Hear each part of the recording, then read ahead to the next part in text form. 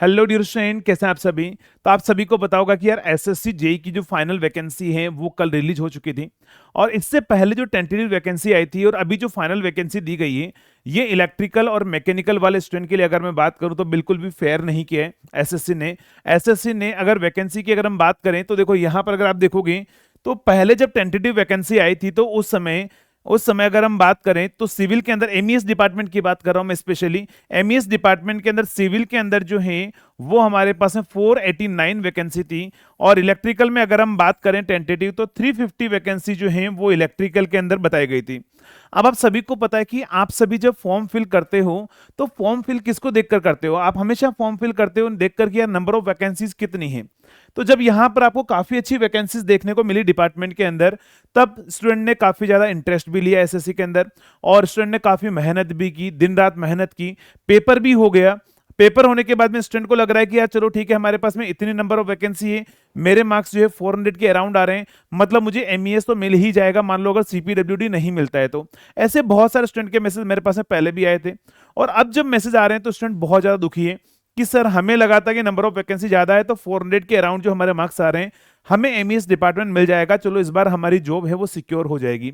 लेकिन जब final vacancy जब रिलीज होती है तब पता लगता है कि कुछ अलग ही कहानी है। जब फाइनल वैकेंसी कल रिलीज की गई तो अगर आप देखोगे एमईएस डिपार्टमेंट के अंदर यहां पर सिविल के अंदर जो वैकेंसी हमारे पास में 489 वैकेंसी थी, अगर मैं सिविल की भी बात करूं पहले 489 वैकेंसी थी, उस वैकेंसी को कम करके ओनली 432 कर दिया गया। अगर मैं सिविल की बात करूं या इलेक्ट्रिकल मैकेनिकल की बात करूं, इलेक्ट्रिकल मैकेनिकल में 294 जो है वो वैकेंसी कर दी गई। यहां से अगर आप देखोगे तो टोटल मिलाकर लगभग 50 से 60 वैकेंसी को कम कर दिया गया। और आपको पता है 50 से 60 वैकेंसी कम, अगर मान लो पहले उन्होंने टेंटेटिव वैकेंसी निकाली है तो इसका मतलब कहीं ना कहीं इतनी पोस्ट जरूर खाली थी। ऐसा नहीं हो सकता है कि आपके पास में ऐसे अंदाज में फिल कर दिया होगा उन्होंने टेंटेटिव में कि ठीक है यहाँ पर 450 लिख देते हैं, यहाँ पर अपन 300 लिख देते हैं। ऐसा नहीं हुआ होगा, इन्होंने कैलकुलेट किया होगा। बिना कैलकुलेशन के कोई भी डेटा फिल नहीं किया जाता है।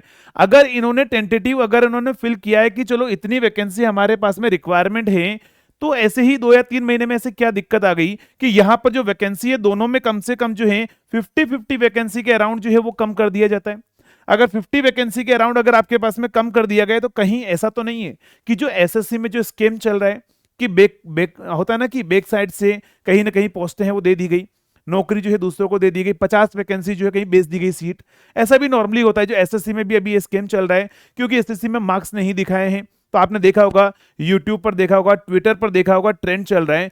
तो यहां पर भी हो सकता है मे बी कि ये 50-50 वैकेंसी जो दोनों ब्रांचेस में लगभग कम की गई हो, इन सीटों को जो है वो कहीं बैक साइड से पीछे से कहीं बेच दिया गया हो, मे बी पॉसिबिलिटी है। अदरवाइज आपको पता है कि यार अगर वैकेंसी खाली है तो कम अगर होती है तो मान लो 2 या 3 वैकेंसी मान लो कम हो जाए, 5 वैकेंसी कम हो जाए, लेकिन 50-60 वैकेंसी कम करना, मैं इसी चीज को एक बहुत बड़ा स्कैम बोल सकता हूं। क्यों? क्योंकि यहां पर 50-60 वैकेंसी कम नहीं होती है, लगभग आप सोचिए दोनों ब्रांचेस में मिलाकर 120 फैमिली, जो आपके पास में 120 स्टूडेंट ऐसे थे जो इस बार जॉब लेने वाले थे, यानी कि अब उनको फिर से मेहनत करनी पड़ेगी। और उनमें से आप ही कोई एक हो सकते हो जिसका एक आध मार्क्स से सिलेक्शन जब रुक जाएगा, तो जो मैं बातें आज बोल रहा हूं ना, तब आपको ये बातें समझ में आएगी कि हाँ यार सर ने एकदम सही बोला था कि हमने वैकेंसी जो है देखकर ही हमने प्रिपरेशन किया था। और वैकेंसी के अकॉर्डिंग एक्चुअली होता है ना कि नंबर ऑफ वैकेंसी इतनी है तो हम हमारा टारगेट भी उतना बनाते हैं कि चलो ठीक है इतनी नंबर ऑफ सीट है, मतलब यहां तक के मार्क्स अगर हमारे पास में आएंगे तो हमारा सिलेक्शन हो जाएगा।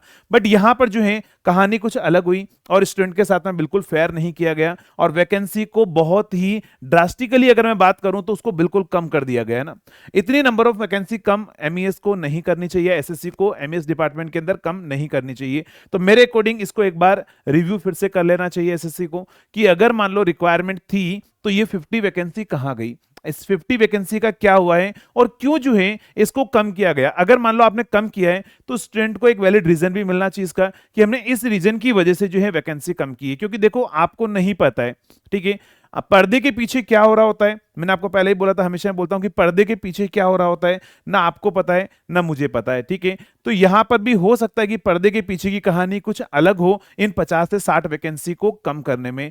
तो आपको इस चीज का जो है, जितने भी इंस्टीट्यूट है जो भी एई की प्रिपरेशन कराते हैं, मेरे अकॉर्डिंग इस पर सभी को एक आवाज उठानी चाहिए एसएससी के खिलाफ, और उनको ये रीजन मांगना चाहिए कि ये वैकेंसी कम क्यों की गई है और क्यों बच्चों के फ्यूचर के साथ में जो है वो खिलवाड़ किया गया है। तो देखो यहां पर जो है, अब मैं आपको, जो भी आगे स्टूडेंट जो तैयारी कर रहे हैं, जितने भी स्टूडेंट आप आगे तैयारी कर रहे हो, मैं आपको यही बोलूंगा कि आप नंबर ऑफ वैकेंसीज को देखकर कभी भी प्रिपरेशन मत किया करो।